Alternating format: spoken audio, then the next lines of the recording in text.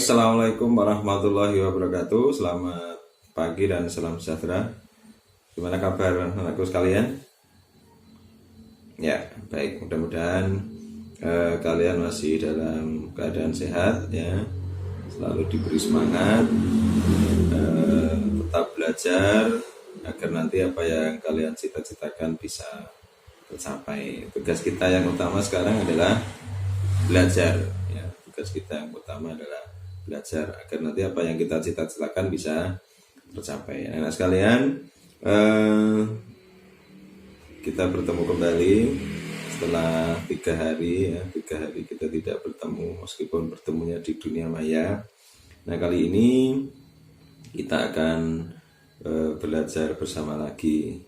Kemarin Pak Guru telah memberikan tugas pada kalian untuk menyalin sebuah teks, sebuah teks yang di situ teks tersebut ada beberapa pengertian yang harus kita perhatikan, tentang makanan, pentingnya makanan untuk kesehatan. Nah sekalian, seperti yang telah kita bahas di beberapa hari yang lalu, bahwa makhluk hidup itu mengalami pertumbuhan, termasuk kita manusia. Kita manusia juga mengalami pertumbuhan dan perkembangan. Apa syaratnya? Syaratnya kemarin telah kita sampaikan bahwa agar kita bisa tumbuh dengan baik, karena anak-anak masih dalam tahap pertumbuhan, dalam tahap perkembangan, maka kita harus apa? Makan makanan dengan gizi seimbang. Tentu saja yang kita makan adalah makanan yang bergizi, gizi seimbang, agar tubuh kita nanti tercukupi apa yang dibutuhkan, karena tubuh itu membutuhkan berbagai macam zat. Kemarin telah kita sampaikan, kita ulangi lagi, kita membutuhkan karbohidrat untuk apa?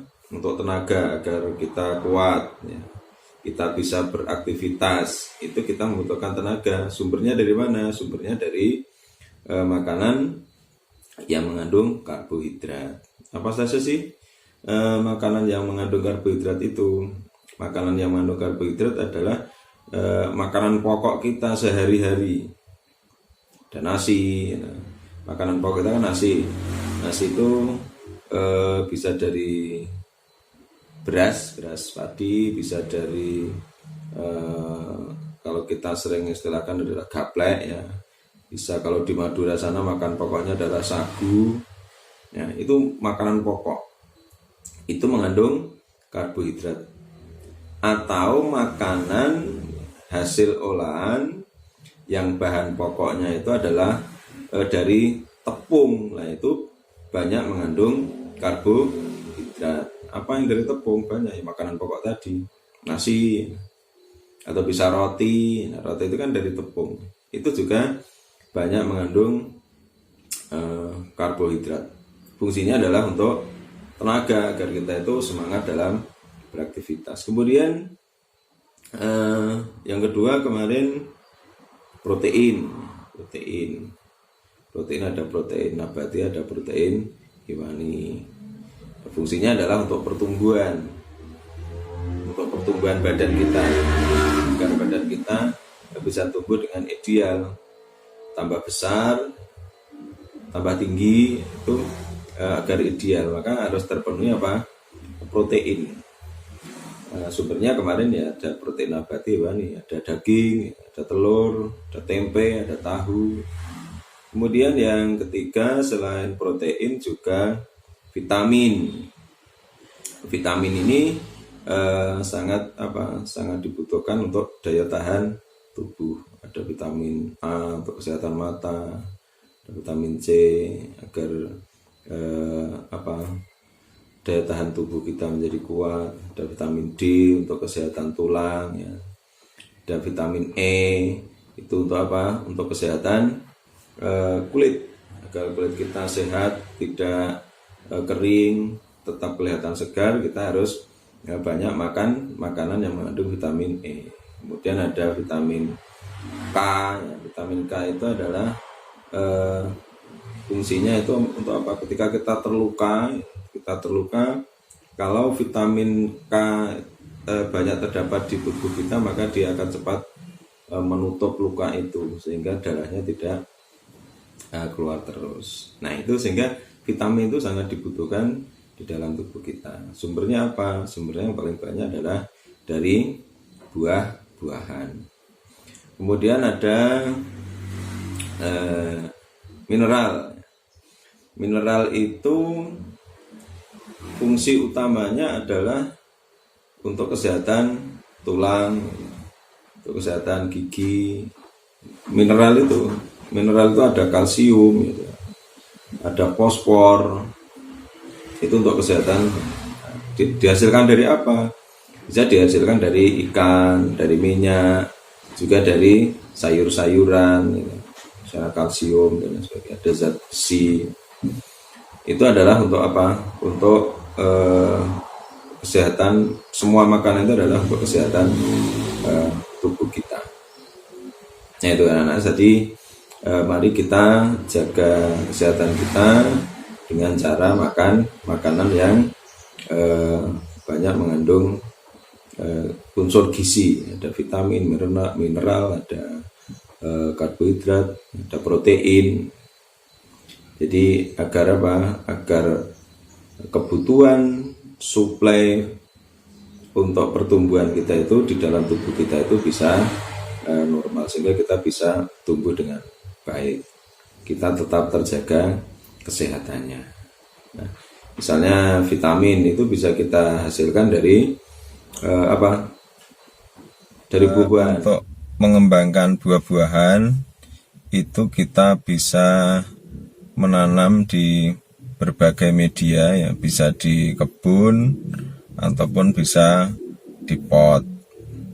Nah, kemudian juga agar tanaman buah-buahan itu cepat berbuah, manusia mengembangkan cara agar tumbuhan itu tidak terlalu lama kita menunggu untuk berbuah, yaitu dengan cara mengembangbiakannya dengan cara buatan. Salah satu contohnya adalah mencangkok.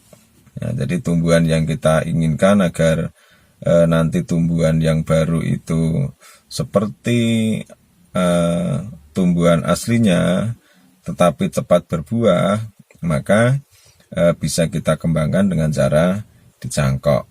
Nah, itu perkembangbiakan secara buatan, karena tumbuhan itu mengalami perkembangbiakan itu secara alami dan secara buatan. Artinya alami itu dia tumbuh berkembang biak dengan caranya sendiri, misalnya tunas, gitu. Misalnya dengan biji, itu alami. Tetapi ada yang perkembangannya itu dengan cara dibantu oleh manusia. Contohnya tadi dicangkok. Kemudian ada stek.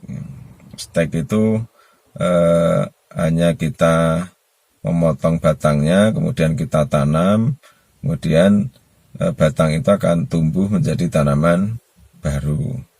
Dan masih banyak lagi cara-cara perkembangbiakan tumbuhan itu dengan cara buatan manusia. Sekalian bisa membudidayakan sendiri apa-apa yang dibutuhkan oleh tubuh kita.